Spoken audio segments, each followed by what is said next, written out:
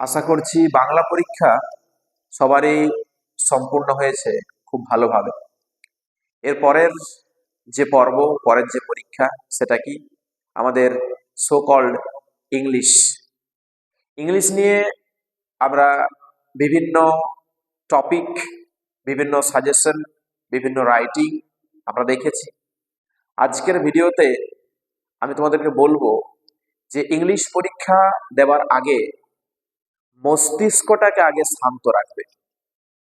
মস্তিষ্ক শান্ত থাকলে প্রত্যেকটা টপিক তুমি ভালোভাবে অ্যান্সারটা দিতে পারবে।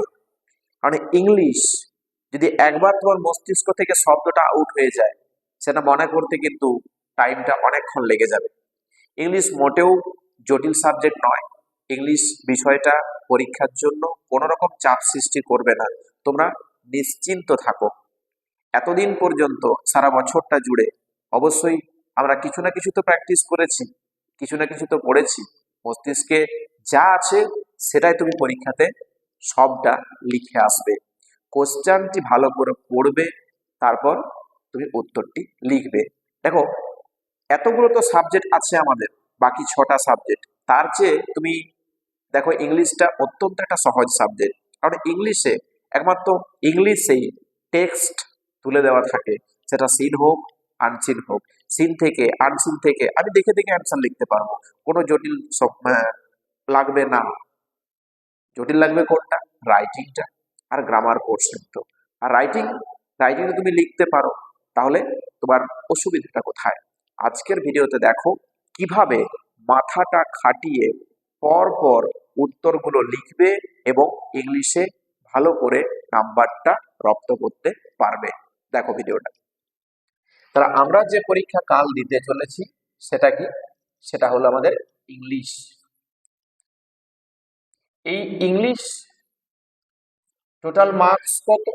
টোটাল মার্কস হলো 90। এই 90 মার্কসের কোশ্চেন আমরা পাবো, কিন্তু তোমাকে মাথা খাটাতে হবে। প্রথম পোর্শন আমি পাচ্ছি সিন।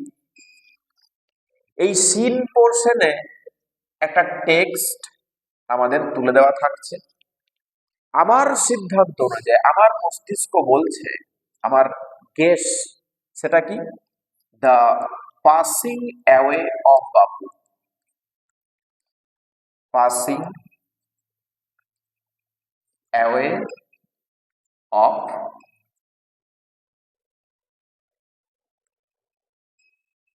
বাবু। এই টেক্সটটা আসার চান্স কিন্তু প্রবল। এটা গল্পের দিক থেকে।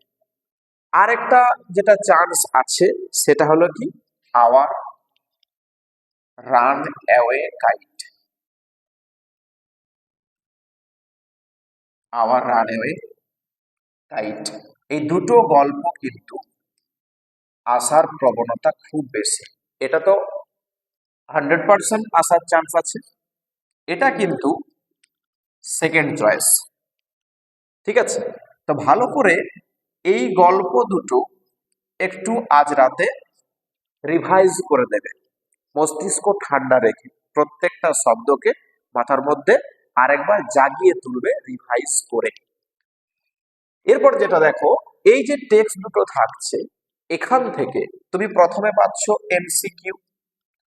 এমসিকিউ কটা পাচ্ছ? এমসিকিউ 5টা। এই 5টা নাম্বার কি তুমি কোনো মতে হাতছাড়া করবে? অবশ্যই না।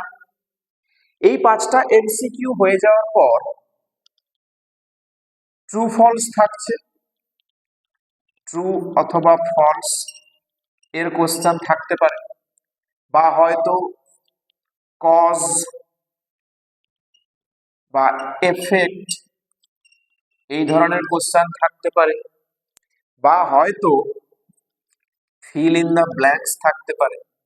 ফিল ইন দ্য ব্ল্যাঙ্কস থাকতে পারে, আর তা না হলে এসএকিউ থাকতে পারে।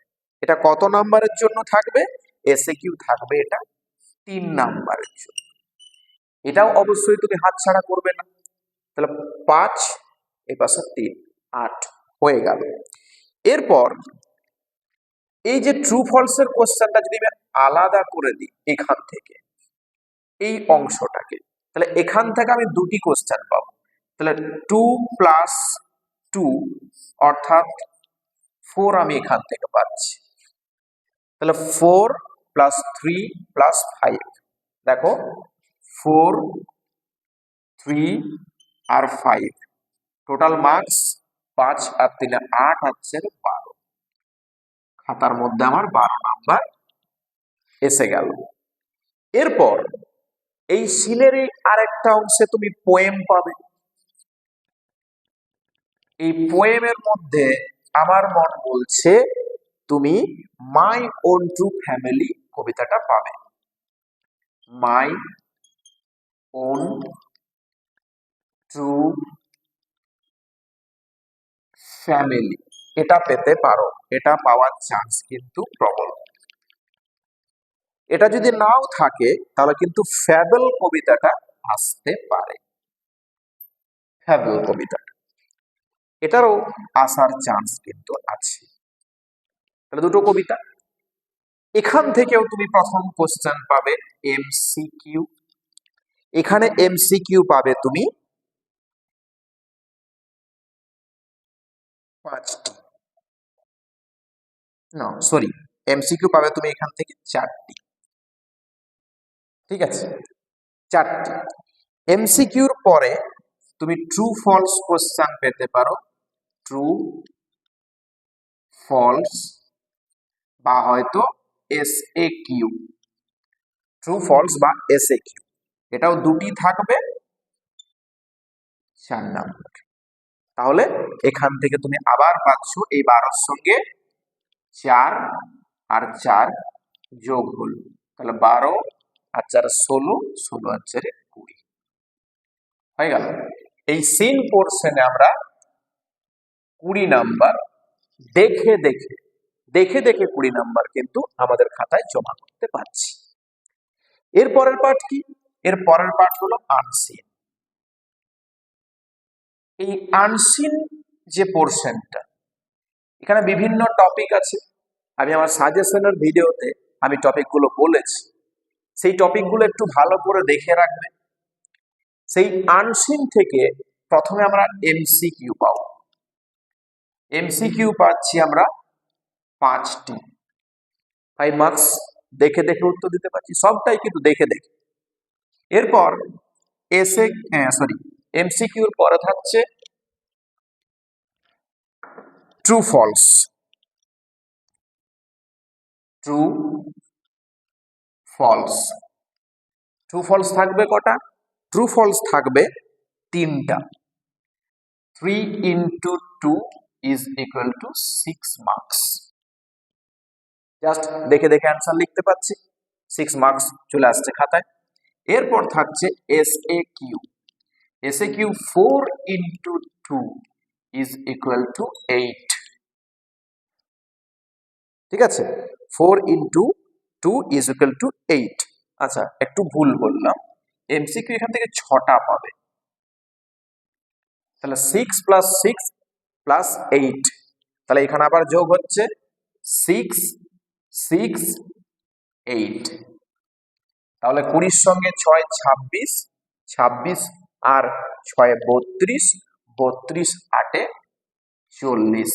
একটা হিউজ পরিমাণ নাম্বার কিন্তু দেখে দেখে আমাদের খাতাতে চলে। ক্লিয়ার? এর পরের পার্ট হচ্ছে আনসিনের পরে গ্রামার পার্ট। এই গ্রামার পার্টে প্রথমে থাকছে ভার্ব ফর্মস। ভার্ব ফর্মস, এই ভার্ব ফর্মসে আমি 3টা কোশ্চেন পাচ্ছি, 3টা শূন্যস্থান থাকছে। ভার্ব ফর্মসের পর আর্টিকেল অ্যান্ড প্রিপোজিশনস থাকছে। আর্টিকেলস অ্যান্ড প্রিপোজিশনস এটাও 3 মার্কস, 3টা শূন্যস্থান থাকছে।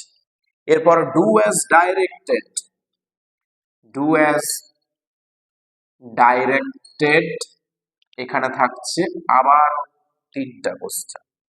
তারপর ফ্রেজাল ভার্ব পাবে,